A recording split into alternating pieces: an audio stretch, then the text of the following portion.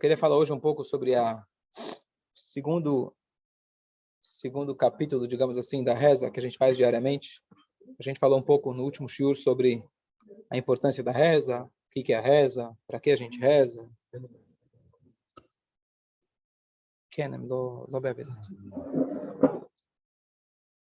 E hoje eu queria falar um pouco sobre o trecho que a gente faz todos os dias antes da reza, que muita gente esquece, que é os korbanot. Os korbanot são chamados, na verdade, a tradução são sacrifícios. Então, antes de você chegar na sinagoga, ou você chega no horário que o Marcelo chega, você faz a leitura de vários trechos que eram a descrição dos sacrifícios que eram feitos diariamente no templo, e alguns deles esporadicamente. Hoje, que nós não temos o sacrifício, a linguagem é um shalma parim sepateino. O profeta diz, você vai pagar os seus bois com os seus lábios. Então, ao invés de você sacrificar os animais, você faz uma leitura, você faz uma descrição de como eram feitos, e é o que nós podemos fazer hoje em dia. Isso Hashem considera como se fosse que nós tivéssemos de fato feito os sacrifícios. E, além da leitura dos sacrifícios diário que a gente faz, a própria reza, quando os sábios instituíram qual o horário que nós vamos rezar, então quantas rezas temos por dia? Então depende. Mas aquele que frequenta a sinagoga só do Yom Kippur vai dizer que tem 5 rezas por dia. Isso se ele chegou em todas. Aquele que frequenta só de Shabbat, ele vai dizer que são 4. Aquele que vem todos os dias ganhou um desconto, desce para 3. Da onde vieram essas rezas? Então, o Talmud traz para a gente que elas são paralelas, por um lado, aos 3 patriarcas, Abraham, Yitzhak e Yaakov. Abraham rezou de manhã, Yitzhak rezou à tarde, Yaakov rezou à noite. Mas quando elas foram fixadas em relação aos horários, etc., elas são paralelas aos horários dos sacrifícios diários do templo. De manhã, você tinha o Korban Tamid, o Korban diário da manhã, que é o Shacharit, Tamid Shel Shachar. À tarde, você tinha o Tamid Shel Ben Arbaim, aquele Korban diário, todos os dias do ano, sem exceção, o Korban da tarde, que é o mesmo horário que nós rezamos Minchá. E à noite, você tinha a queima das gorduras do animal que ficavam ardendo, queimando no altar. E para lembrar isso, foi instituído o Arvit, a reza da noite. Então, elas são paralelas à rotina que tinha no templo. Então, número 1, temos a leitura da descrição de como eram feitos os korbanot. E número 2, toda a reza como um todo, especialmente a Amidá, ela de alguma maneira, ela está preenchendo o espaço, o lugar dos sacrifícios que se faziam lá diariamente. Um esclarecimento importante. As pessoas tendem a dizer de que na época do templo não havia reza. O que havia era sacrifício. Hoje, que não tem sacrifício, tem reza. Errado. Primeiro, que rezar é uma mitzvah da Torá independente de qualquer sacrifício. Rezar. O que é rezar? Hashem, me ajuda. Hashem, obrigado. 2 palavras. Número 2, a própria Amidá, que é o texto oficial mais importante, como reza. Eu falo como reza porque o Shema Israel é considerado uma mitzvah à parte da reza, mas é uma mitzvah da Torá. Então, o trecho que eles instituíram como reza é a Amidá. E a Amidá ela foi instituída no início da construção do segundo templo, que durou 420 anos. Ou seja, na época do segundo templo, você tinha Amidá e você também tinha os sacrifícios. Então, para não se confundir, que a gente diz que a gente reza em vez dos korbanot, não é precisa essa frase, porque nós rezamos, a nossa reza vem substituir também os korbanot, mas a reza é uma mitzvah também independente dos korbanot, dos sacrifícios. Certo? Agora, a pergunta mais importante de todas é qual o sentido dos korbanot quando se havia templo? A ponto que hoje a gente faz essa descrição e todos os dias a gente reza inúmeras vezes que a gente possa voltar no trabalho do templo e ir ao Tzomfanecha, Sheibane, Beit Hamikdash, que o templo seja reconstruído. Você imagina que o templo vai ser uma sinagoga muito grande, de mármore, cadeiras confortáveis, ar-condicionado, tela 3D, uma mechitzá para o rabino não ver que você está dormindo. É um sonho de consumo de muita gente, tá certo?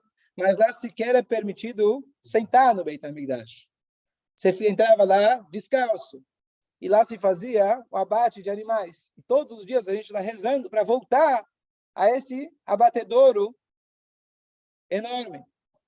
Então, é claro que a gente precisa entender o que significa os korbanot e por que a gente reza tanto pelo restabelecimento dos korbanot.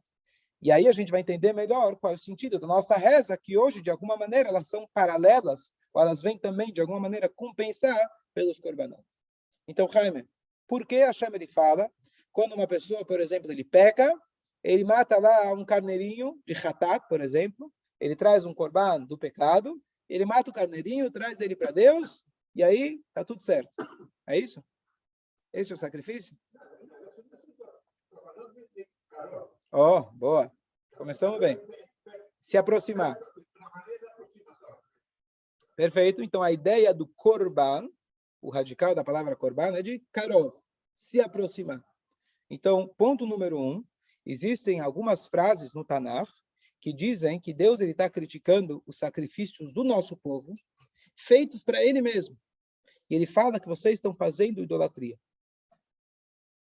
Idolatria em trazer, Deus diz, para mim. Idolatria seria trazer para outros deuses. Mas Deus fala que os sacrifícios que vocês estão fazendo são idolatria. Por quê? Porque é um sacrifício que você mata o animal, no sentido de falar, bom, eu pequei, mas o animal agora leva o pecado. Você pega a galinha no caparote e fala agora, quem é culpado é a galinha. Coitada, o que ela fez de errado? O que a galinha fez de errado? Ela é culpada pelo que você fez de errado? Você compra uma galinha, aqui custa caro, já pagam parte dos pecados, 30, 40 reais. O frango lá na roça custa 2, mas tudo bem.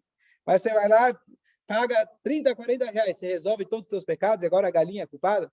Você vai no dia de Rosh Hashanah, você reza para os peixes, assim como as pessoas dizem, reza para os peixes.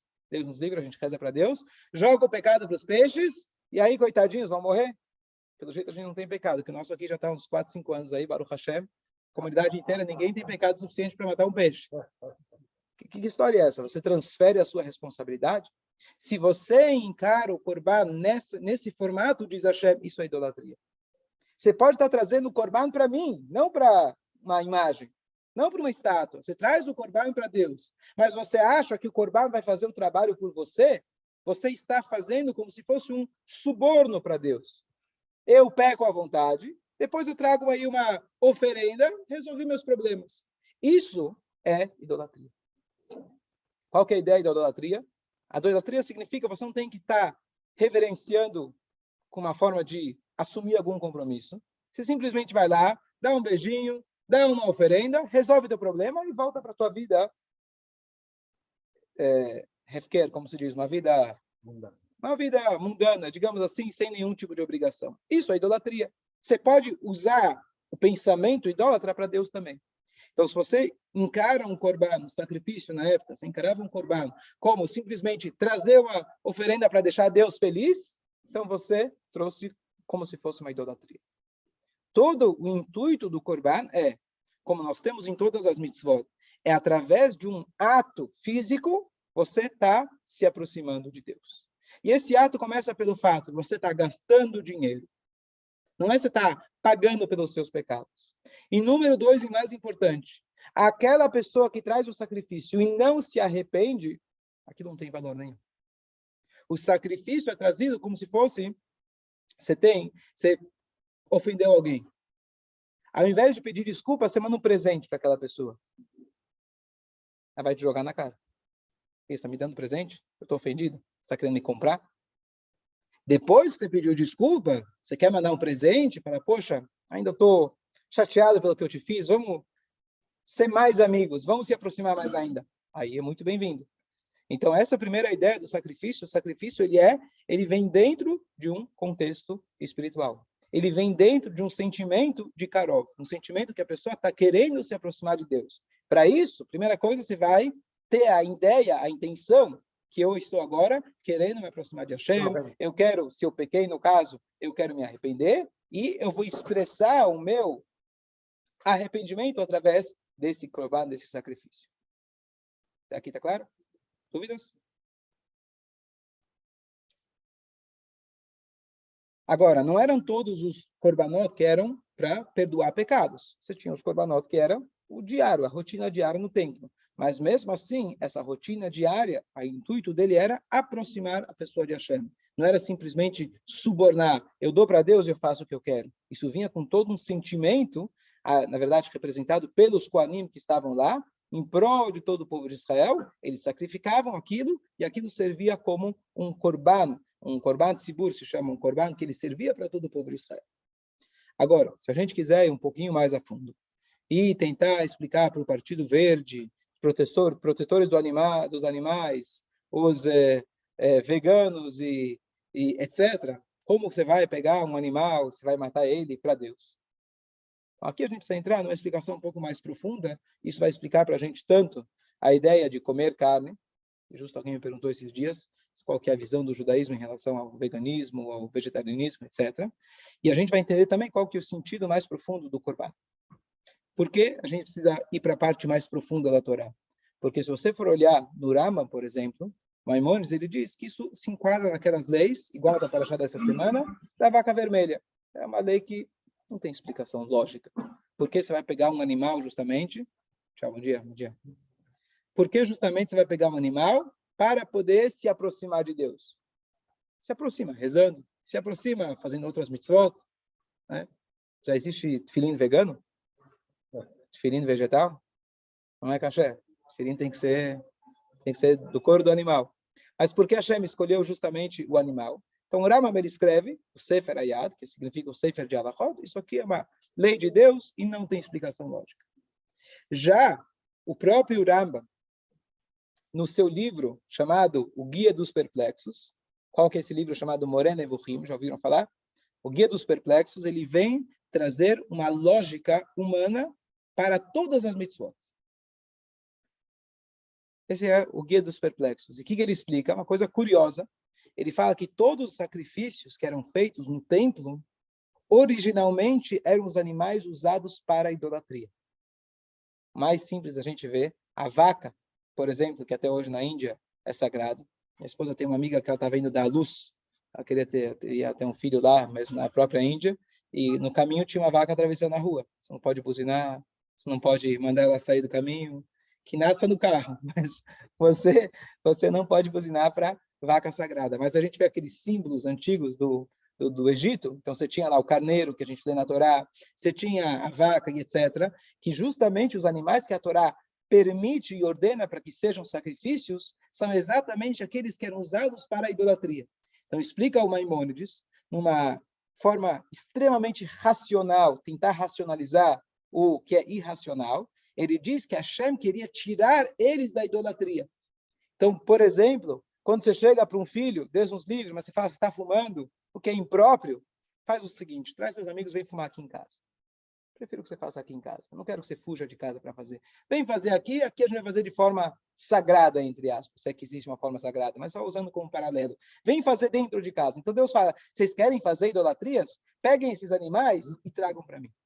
E esse foi um jeito, digamos assim, que Deus ele deu para conseguir tirar um povo que já estava 210 anos no Egito, escravizados fisicamente e espiritualmente. Eles faziam idolatria, com exceção da tribo de Levi, as outras 12 tribos faziam idolatria. Então Deus precisava fazer uma construção com eles. Se ele chegasse e dissesse, não pode fazer, ofertar nenhum tipo de animal, etc., ia ser difícil. Só que essa explicação é difícil da gente aplicada de forma integral na Torá, porque a Torá não está aqui por causa de algo histórico que aconteceu. A Torá é atemporal. Você poderia dizer, bom, quando o Mashiach chegar, a gente não tem mais essa questão da idolatria, então não precisaria mais de Corban. Porque o Corban é tão importante, é algo central na Tefilá, que a gente fala tantas vezes, seria só por uma questão de tirar o povo da idolatria? Faz por um ano, faz pelos 40 anos que eles estão no deserto, e depois acabou. Todo o intuito de entrar em Israel é construir o templo. Construir o templo e fazer o quê? Sacrifícios. Muito antes ainda deles estarem no Egito, Abraão fez sacrifícios para Deus. Isaac, Jacó, todos eles ofereceram para Deus. Adão fez sacrifício para Deus. Noah fez sacrifício para Deus. Muito antes da idolatria. Então, essa resposta, ela é parcial.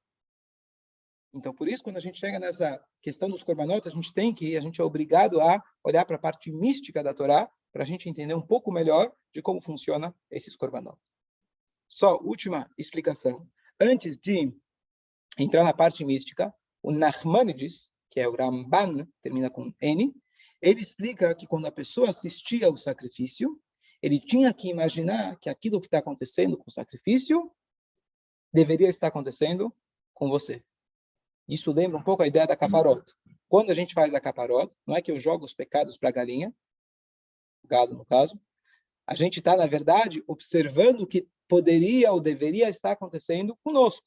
Devido às nossas falhas, a gente talvez não mereceria mais um ano. Chega no Yom Kippur, a gente quer que a Hashem garante mais um ano. Então, o que a gente faz? Olha, é chocante. Não tem quem não vai para parar e não fica um pouquinho chocado. Nem um pouquinho? Tá bom? Não, nem aparece. Ah, nem vai. Você quer... Fala de fazer guerra e não sei o quê, é só na teoria. Eu vou tirar isso da gravação. Deus nos livre. A gente não tem que gostar de matar ninguém. A gente, às vezes, com muita dor no coração, precisa eliminar alguém que quer nos destruir. A gente não gosta de matar ninguém. Isso não é um prazer. Eliminar em caso de extrema necessidade. Isso não é... Isso é judaísmo. Quando os egípcios estavam sendo afogados, os anjos começaram a cantar para Deus. Imagina, egípcios que tinham matado, escravizado, etc. Deus afogou esses anjos. A gente não... Quando cai o seu inimigo, você não fica alegre. Sim? A gente, às vezes, com dor no coração, precisa tomar uma atitude que não é o que a gente quer. Então, matar o animal, a ideia então de matar o animal, o Ramban, ele diz que a pessoa tinha que assistir, e quando ele assistia, ele deveria imaginar que isso deveria estar acontecendo com ele mesmo. Então, levando o animal, estariam me levando. Então, sacrificando o animal, estariam agora me sacrificando. E Deus me poupou e transferiu isso para o animal. Isso ajuda a entender um pouco, mas, como eu falei, de forma parcial também. O que o animal tem culpa? Certo? Por que eu vou matar ele e não eu? Então, vamos partir agora para as explicações mais místicas.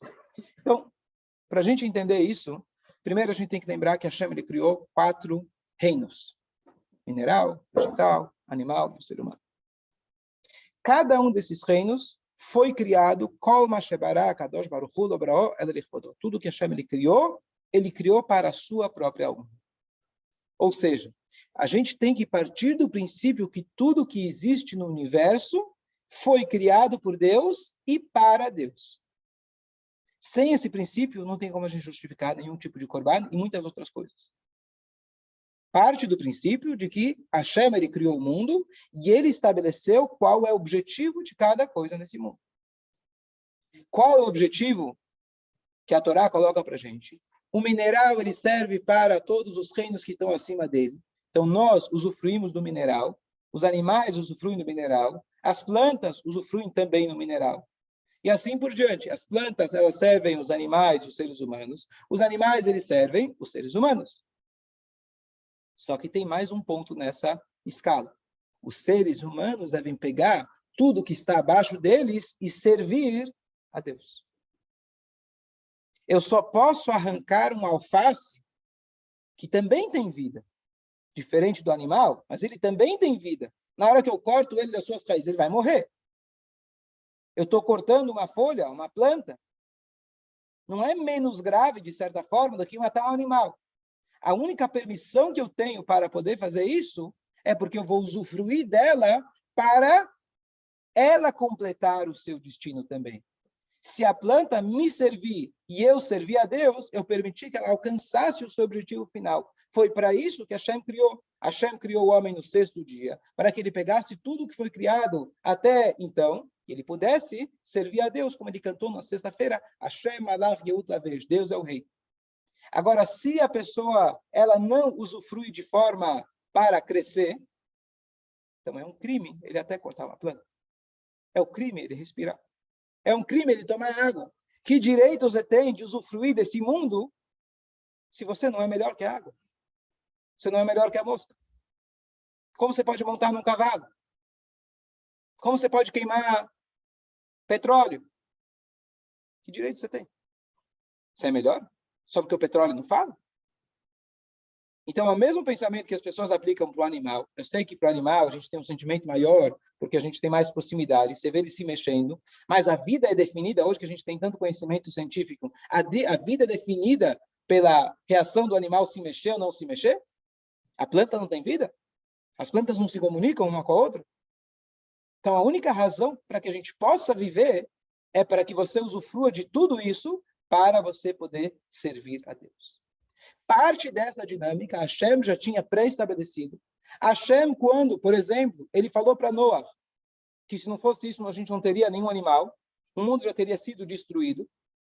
Ele falou para os animais que eram puros, que ele pegasse, não um casal, mas sim quantos casais?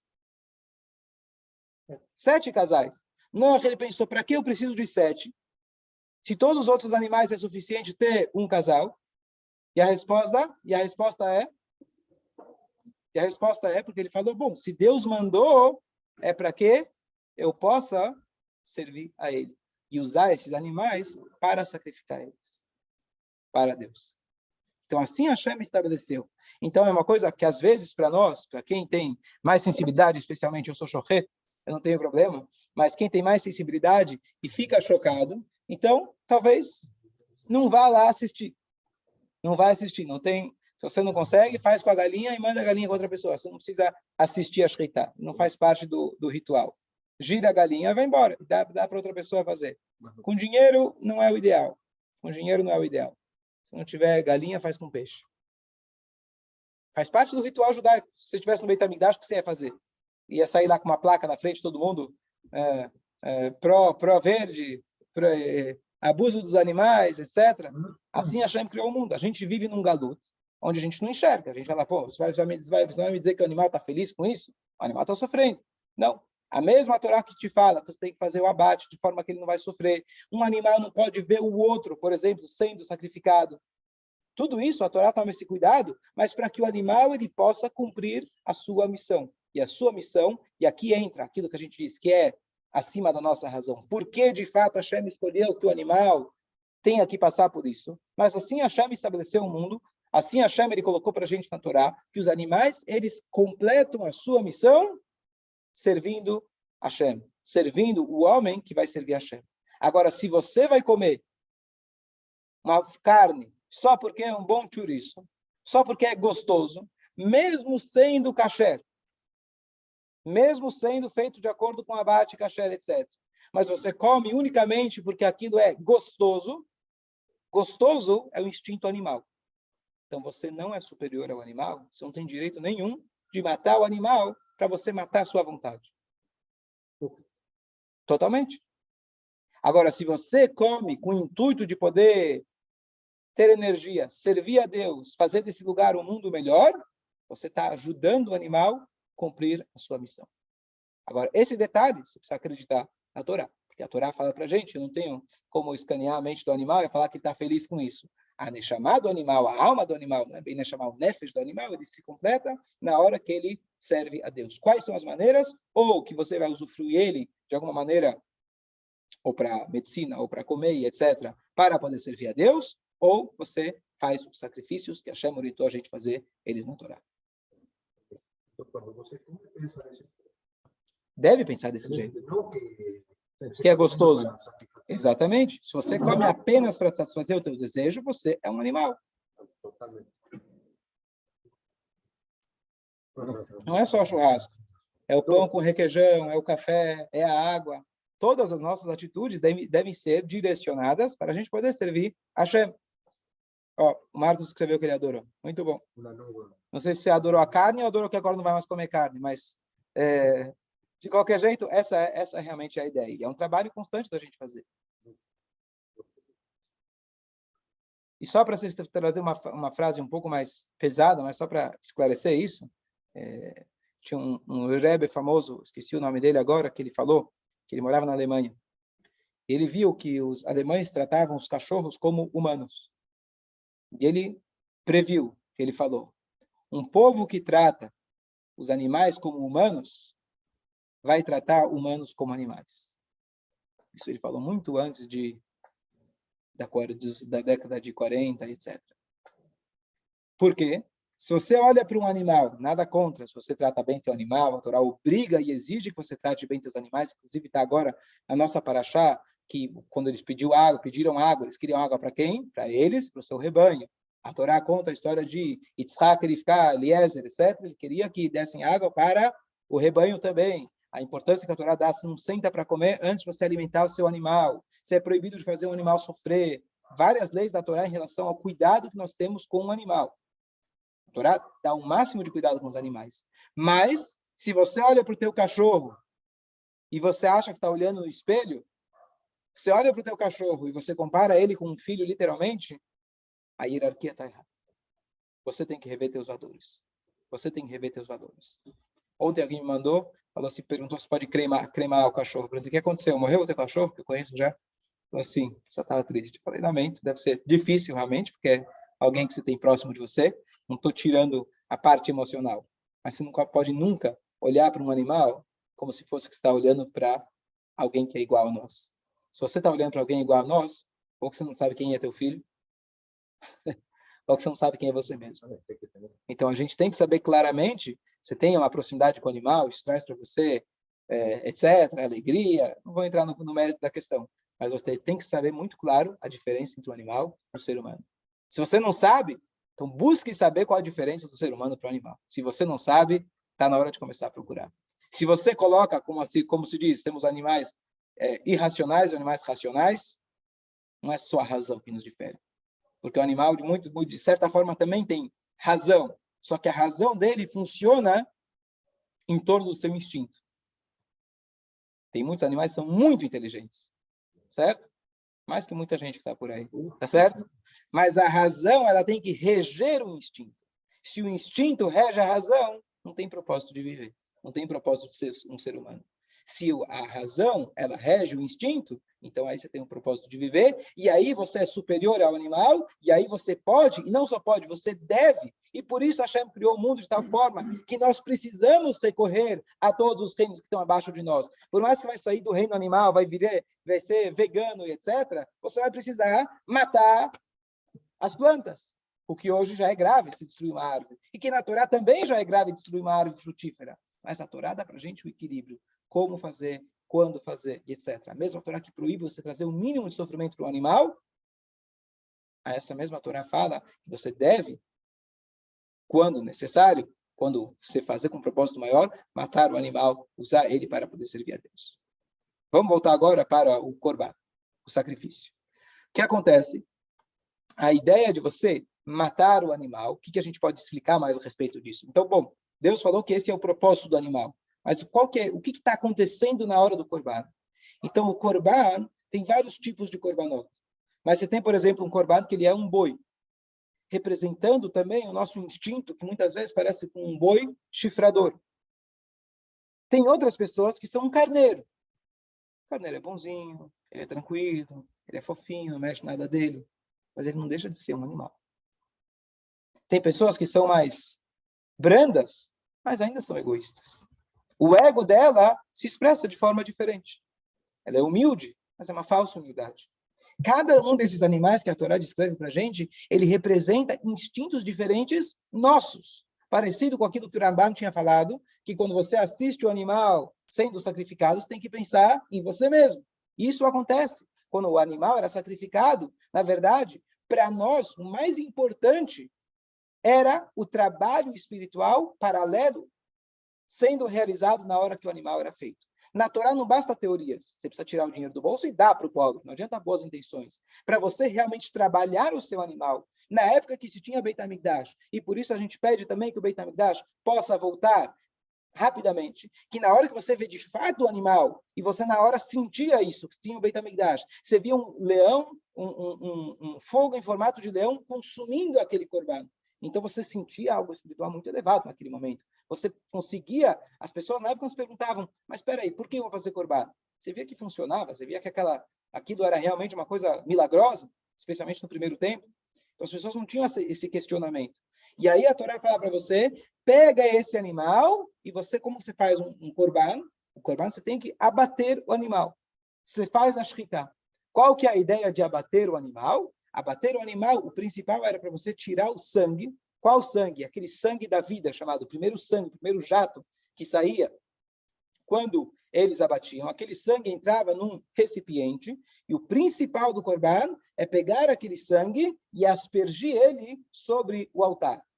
Se a pessoa não chegou, se o animal por algum motivo não chegou nesse estágio, o corban não valeu. Fazer a shritá, fazer o abate não era o principal. Precisava do abate para você poder conseguir pegar o sangue e aspergir sobre o altar. O que é sangue? O que representa o sangue? Vida, nefesh, alma. E o sangue, ele é quente. Então, às vezes, a gente usa o calor da nossa vida para o churrasco que é gostoso. Você usou o sangue de forma animal. O que a Torá fala para você poder se aproximar de Hashem, o que você deve fazer? Pegue seu sangue, pegue a sua energia e comece a investir ela e jogue ela no altar, no Mizbeach. Altar significa você elevar e se aproximar, Korban, se aproximar de Hashem. O que significa hoje para nós? Qual é o nosso trabalho durante a reza? E qual era o trabalho que eles tinham que ter mental, emocional, espiritual, na hora de fazer o Korban? Eu preciso pegar aquela minha energia, que às vezes ela é muito quente, para prazeres mundanos, para perder minha paciência, para competir, para brigar, e pegar tudo isso e direcionar esse sangue, não é exterminar esse sangue, direcionar para o crescimento. Toda a minha empolgação, que seja para poder ajudar as pessoas. Aquele que tem o Talmud diz para a gente, aquela pessoa que nasce na segunda-feira, ou ele vai ser um assassino, Deus nos livre, ou ele vai ser um shoichet. Ele gosta de sangue. Essa é a nossa escolha. Você vai usar a tua força para Deus nos livre, para destruir ou para construir.